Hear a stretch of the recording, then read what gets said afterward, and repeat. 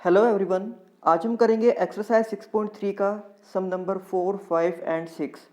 तो यहाँ पर सम नंबर 4 की स्टेटमेंट है, in figure if lines P Q and R S intersect at point T. तो आप यहाँ पर देख सकते हो कि दो हमारे पास लाइन है पी क्यू और आर एस जो एक दूसरे को पॉइंट टी पर इंटरसेक्ट करती हैं। तो ये लाइन है पी क्यू और ये लाइन है आर एस और ये वो पॉइंट है टी जहाँ पर दोनों लाइन एक दूसरे को इंटरसेक्ट कर रही हैं। अब इसके साथ यहाँ पर इन लाइन को ज्वाइन करने के बाद दो ट्राइंगल हमारे पास बन गए हैं, जिसमें से एक ट्राइंगल का नाम है पी आर टी और दूसरे ट्राइंगल का नाम है एस टी क्यू। तो यहाँ पर हमें एक ट्राइंगल के अंदर दो एंगल्स दिए गए हैं, जिसमें से एंगल पी आर टी है 40 degree, angle R P T है 95 डिग्री और दूसरे ट्रायंगल का भी एक एंगल यहाँ पर हमें गिवन है कि angle T S Q equals to 75 degree और हमें यहाँ पर फाइंड करना है एंगल एस क्यू टी। तो एंगल एस क्यू टी यानी कि ये वाला एंगल हमें यहाँ पर फाइंड करना है। तो जैसे कि हम देख सकते हैं कि हमारे पास टोटल दो ट्रायंगल हैं 1 एंड 2। तो पहले ट्रायंगल में हमें दो एंगल्स दिए गए हैं और उनका यूज़ करके हम उसके थर्ड एंगल को ईजिली फाइंड कर सकते हैं। तो सबसे पहले हम ट्रायंगल पी आर टी के अंदर यूज़ करेंगे एंगल सम प्रॉपर्टी को। तो पहले हमने यहाँ पर लिख दिया है जो हमें स्टेटमेंट में गिवन था कि it is given that angle P R T is 40 degree, angle R P T is 95 degree and angle T S Q equals to 75 degree. उसके बाद ट्रायंगल पी आर टी में यानी कि इस ट्रायंगल में हम यूज़ कर रहे हैं एंगल सम प्रॉपर्टी। तो इससे पहले वाली वीडियो में मैंने आपको बताया था कि एंगल सम प्रॉपर्टी के अकॉर्डिंग ट्रायंगल के तीनों एंगल्स का सम 180 डिग्री के इक्वल होता है। तो यहाँ पर इस ट्रायंगल के जो तीन एंगल हैं उसमें से सबसे पहला एंगल है आर पी टी यानी कि ये एंगल जो हमने यहाँ पर लिख दिया है। उसके बाद इसमें दूसरा एंगल है पी आर टी, ये वाला एंगल। तो हमने यहाँ पर पी आर टी को लिख दिया है और इसी तरह से यहाँ पर थर्ड एंगल है पी टी आर, तो इसको हमने यहाँ पर लिख दिया है और इन तीनों का जो सम है वो हमने 180 डिग्री के इक्वल में लिख दिया है। अब इसके बाद जैसे कि हमें यहाँ पर पता है कि एंगल आर पी टी की वैल्यू है 95 डिग्री, तो इसकी जगह पर हम 95 पुट करेंगे। इसी तरह से पी आर टी की वैल्यू है 40 डिग्री, तो इसकी जगह पर हम लिख देंगे 40 डिग्री। तो जब हम 95 और 40 को ऐड करेंगे तो इन दोनों का सम आ जाएगा 135 और इस 135 को हम राइट हैंड साइड में ले जाएंगे और वहाँ पर जाकर हम इसको 180 में से माइनस कर देंगे। तो 180 माइनस 135 इज़ 45 डिग्री। तो हमारे पास एंगल पी टी आर का मेजरमेंट आ गया है 45 डिग्री और हम यहाँ पर डायग्राम में देख सकते हैं कि एंगल पी टी आर ये वाला एंगल है और इसकी वैल्यू अभी हमने फाइंड की है 45 डिग्री। तो अगर ये एंगल 45 डिग्री का है तो इसी के वर्टिकली अपोजिट में जो एंगल बना है वो भी 45 डिग्री का ही होगा। तो चैप्टर 6 के इंट्रोडक्शन में ही मैंने आपको बताया था कि जब दो लाइन एक दूसरे को इंटरसेक्ट करती हैं तो इस तरह से जो दो एंगल बनते हैं उनको हम बोलते हैं वर्टिकली अपोजिट एंगल। तो यानी कि अगर ये एंगल 45 डिग्री का है तो इसी के वर्टिकली अपोजिट में ये भी एंगल 45 डिग्री का ही हो जाएगा। तो अब इस तरह से हमारे पास ये जो दूसरा ट्रायंगल था इसके अंदर भी दो एंगल्स आ गए हैं। एक एंगल हमें पहले से गिवन था 75 डिग्री का और ये दूसरा एंगल हमने इसकी हेल्प से फाइंड किया है 45 डिग्री। तो अब हम यहाँ पर इस दूसरे ट्रायंगल में भी एंगल सम प्रॉपर्टी का यूज़ कर सकते हैं, पर उससे पहले हम लिखेंगे कि angle S T Q equals to angle P T R और यहाँ पर हमने रीज़न लिख दिया है वर्टिकली अपोजिट एंगल। तो अगर हमने पी टी आर की वैल्यू 45 डिग्री फाइंड की थी तो इस तरह से एंगल एस टी क्यू की वैल्यू भी 45 डिग्री ही हो जाएगी। तो अब उस दूसरे ट्रायंगल में जब हम एंगल सम प्रॉपर्टी का यूज़ करेंगे जिसका नाम है ट्रायंगल एस टी क्यू, तो यहाँ पर भी उसके तीनों एंगल्स को हम एक साथ ऐड करेंगे और उन तीनों के सम को हम लिख देंगे 180 डिग्री के इक्वल। तो यहाँ पर जो एंगल एस टी क्यू है उसकी वैल्यू अभी हमने फाइंड की थी 45 डिग्री।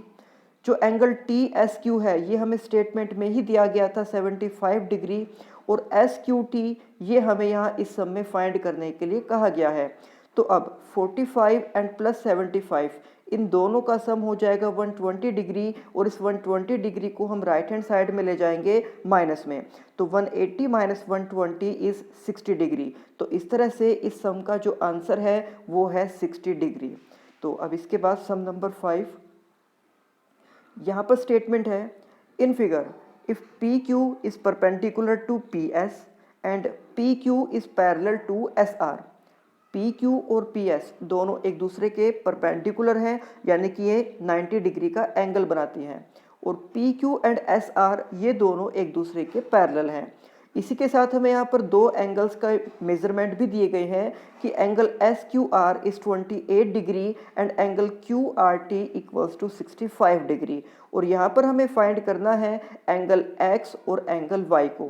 तो हम यहाँ पर डायग्राम में देख सकते हैं कि जो पी क्यू है और जो पी एस है इनके बारे में हमें कहा गया था कि दोनों एक दूसरे के परपेंडिकुलर हैं, यानी कि यहाँ पर दोनों के बीच में एंगल बन रहा है 90 डिग्री का।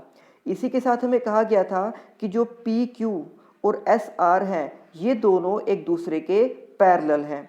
तो यहाँ पर हम लिख देंगे कि it is given that P Q is perpendicular to P S and P Q is parallel to S R and SQR equals to 28 degree and angle QRT equals to 65 degree। अब इसके बाद जैसे कि हमें यहाँ पर गिवन है कि PQ एंड SR दोनों एक दूसरे के पैरेलल हैं, तो यहाँ पर हम इसको एक ट्रांसवर्सल लाइन मान सकते हैं, और इस ट्रांसवर्सल लाइन के एक साइड में एंगल ये बना है जिसके दो पार्ट हैं x और 28 डिग्री, और दूसरी साइड में एंगल बना है ये जिसका मेजरमेंट हमें गिवन है 65 डिग्री। यानी कि हम यहाँ पर देख सकते हैं कि इस तरह से एक जेड की शेप यहाँ पर बन रही है। तो यहाँ पर जो x प्लस 28 है इसको हम इक्वल कह सकते हैं 65 डिग्री के, और इन एंगल्स का नाम होता है अल्टरनेट इंटीरियर एंगल। ये मैंने आपको एक्सरसाइज 6.2 वाली वीडियो में बताया था। तो अल्टरनेट इंटीरियर एंगल प्रॉपर्टी का यूज़ करते हुए हमने लिख दिया है x plus 28 equals to 65 degree. तो अब x की वैल्यू फाइंड करने के लिए हम इस 28 को राइट हैंड साइड में माइनस में लेकर आएंगे, और यहाँ सब्ट्रैक्ट करने के बाद x की वैल्यू आ जाएगी 37 डिग्री। यानी कि जो x और y हमें फाइंड करने थे उसमें से x की वैल्यू हमने फाइंड कर ली है, यानी कि एक आंसर इस सम का हमारे पास आ गया है। अब हमें यहाँ पर फाइंड करनी है y की वैल्यू। तो हम यहाँ पर देख सकते हैं कि जो ट्रायंगल PQS है, PQS, इस ट्रायंगल के अंदर एक एंगल तो गिवन है 90 डिग्री का, क्योंकि हमें कहा गया था कि PQ एंड PS दोनों एक दूसरे के परपेंडिकुलर हैं। उसके बाद ये जो x है इस x की वैल्यू अभी हमने फाइंड की है, यानी कि इस तरह से इस ट्रायंगल के अंदर 1 2 दो एंगल हमें पता है। तो एंगल सम प्रॉपर्टी का यूज़ करके हम इस थर्ड एंगल यानी कि y को फाइंड आउट कर सकते हैं। तो हम लिखेंगे bye angle sum property in triangle PQS। तो यहाँ पर तीन एंगल हैं 90, x एंड y, जिसमें से x की वैल्यू हमने फाइंड की थी अभी 37 डिग्री, और 90 प्लस 37 ये हो जाएगा 127, और 127 को हम ले जाएंगे राइट हैंड साइड में माइनस में, तो 180 माइनस 127 इज 53 डिग्री। तो इस तरह से इस सम के अंदर x की वैल्यू 37 डिग्री है और y की वैल्यू 53 डिग्री है। तो अब इसके बाद हम करेंगे सम नंबर 6, पर उससे पहले एक बात कर लेते हैं एक प्रॉपर्टी की जो हमें सम नंबर 6 में यूज़ करनी है। तो ये प्रॉपर्टी है if a side of a triangle is produced. आप देख सकते हो कि यहाँ पर एक ट्रायंगल है PQR और इसकी एक साइड को प्रोड्यूस किया गया, यानी कि इसकी जो साइड QR है उसको प्रोड्यूस किया गया है पॉइंट S तक। तो इस तरह से वहाँ पर एक एक्सटीरियर एंगल यानी कि बाहर की साइड एक एंगल बन गया है। तो इस प्रॉपर्टी के अकॉर्डिंग कहा गया है कि then the exterior angle so formed, कि जब एक ट्रायंगल की एक साइड को हम प्रोड्यूस करते हैं तो इस तरह से जो एक्सटीरियर एंगल बनेगा वो इक्वल होगा is equal to the sum of two interior opposite angle, कि वो अंदर वाले दो एंगल के, टू इंटीरियर एंगल का मतलब है कि अंदर वाले 2 एंगल, पर हमें ये पता है कि ट्रायंगल के अंदर टोटल 3 एंगल्स बनते हैं, पर हमें 2 एंगल कौन कौन से लेने होंगे, जो उस बाहर वाले एंगल के अपोजिट में होंगे। तो हम देख सकते हैं कि जो एक्सटीरियर एंगल है इसके साथ में एक ये एंगल बना है, यानी कि ये तो इसका एडजेसेंट एंगल होगा, तो हम इस वाले एंगल को नहीं लेंगे। इनके अपोजिट में जो एंगल है, जैसे कि एक ये एंगल और एक ये एंगल, यानी कि अगर हम यहाँ पर इसको नाम दें कि ट्रायंगल के अंदर जो एंगल्स हैं वो है 1, 2 एंड 3, और जो एक्सटीरियर में एंगल बना है वो है एंगल 4। तो इस प्रॉपर्टी के अकॉर्डिंग हम ये कहेंगे कि जो एंगल 4 है वो एंगल 1 और एंगल 2 के सम के इक्वल हो जाएगा, क्योंकि ये दोनों इसके अपोजिट वाले एंगल हैं। उसके एडजेसेंट एंगल को, यानी कि उस 3 को हम नहीं लेंगे, अपोजिट वाले एंगल्स को हमें लेना है। तो यानी कि हम लिख सकते हैं कि angle 4 equals to angle 1 plus angle 2, और यही प्रॉपर्टी अब हम यूज़ करेंगे सम नंबर 6 में। तो सम नंबर 6 की स्टेटमेंट है, in figure the side QR of triangle PQR is produced to a point S। तो यहाँ पर एक ट्रायंगल हमारे पास है PQR और इसकी साइड QR को प्रोड्यूस किया गया है पॉइंट S तक। उसके बाद if the bisectors of angle PQR and angle PRS, तो यहाँ पर हमें 2 एंगल के बाइसेक्टर लेने हैं। एंगल PQR का बाइसेक्टर है ये लाइन जिसका नाम है QT, और इसी तरह से एंगल PRS यानी कि इस एंगल का बाइसेक्टर है ये लाइन जिसका नाम है RT। और ये जो 2 बाइसेक्टर हैं ये दोनों एक दूसरे को इंटरसेक्ट करते हैं, यानी कि मिलते हैं पॉइंट T पर। तो बाइसेक्टर का मीनिंग आपको पहले भी मैं बता चुका हूँ कि बाइसेक्टर का मतलब होता है 2 इक्वल पार्ट्स में डिवाइड करना। यानी कि जब हमने लाइन ड्रॉ की थी QT, तो इसने इस एंगल को 2 इक्वल पार्ट्स में डिवाइड किया। इसी तरह से जब हमने यहाँ पर लाइन ड्रॉ की है RT, तो इसने भी इस एंगल को 2 इक्वल पार्ट्स में डिवाइड किया है। तो अब हमें यहाँ पर ये प्रूफ करना है कि एंगल QTR यानी कि जो ये वाला एंगल है वो इक्वल होना चाहिए 1/2 ऑफ एंगल QPR यानी कि इस एंगल के। तो हमें इस समय प्रूफ करना है कि जो ये एंगल है वो इस एंगल का हाफ होगा। तो सबसे पहले जो इस सम में हमें गिवन है उसको हम लिख लेते हैं कि it is given that QT bisect angle PQR and RT bisect angle PRS। तो जैसे कि हमें पता है कि यहाँ पर एंगल्स को बाइसेक्ट किया गया, यानी कि उसके जो 2 पार्ट्स बने हैं वो दोनों एक दूसरे के इक्वल हैं। तो यहाँ पर हम PQT यानी कि इसको एंड TQR और इसको, इन दोनों को किसी एक ही वेरिएबल से डिनोट कर देंगे। और यहाँ पर हमने वेरिएबल यूज़ कर लिया है इनके लिए x, क्योंकि हमें पता है कि ये दोनों एक दूसरे के इक्वल होंगे, तो दोनों को ही हम x से रिप्रेजेंट कर रहे हैं, या फिर आप चाहो तो x की जगह कोई दूसरा वेरिएबल भी यूज़ कर सकते हो। इसी तरह से RT ने यहाँ पर इसको बाइसेक्ट किया था, तो ये जो 2 एंगल हैं PRT ये एंगल और TRS यानी कि ये एंगल, ये दोनों भी एक दूसरे के इक्वल होंगे, और इनको यहाँ पर रिप्रेजेंट किया जा रहा है y से।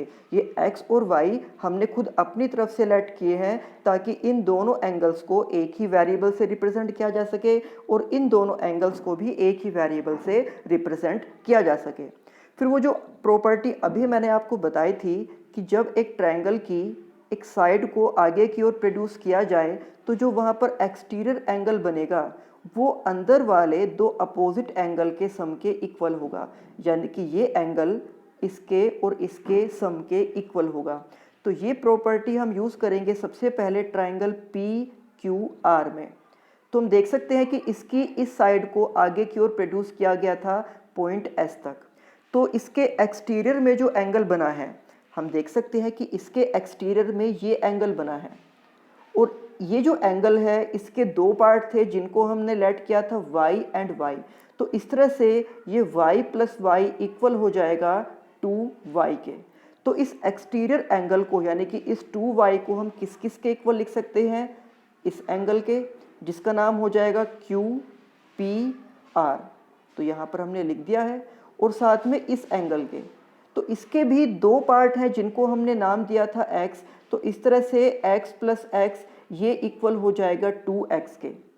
यानी कि हमने इस ट्रायंगल PQR में उस प्रॉपर्टी को यूज़ किया है जिसके अकॉर्डिंग अंदर के जो दो एंगल हैं 1 एंड 2 यानी कि QPR और प्लस 2x, इन दोनों का सम हम इक्वल लिख रहे हैं उस एक्सटीरियर एंगल यानी कि 2y के।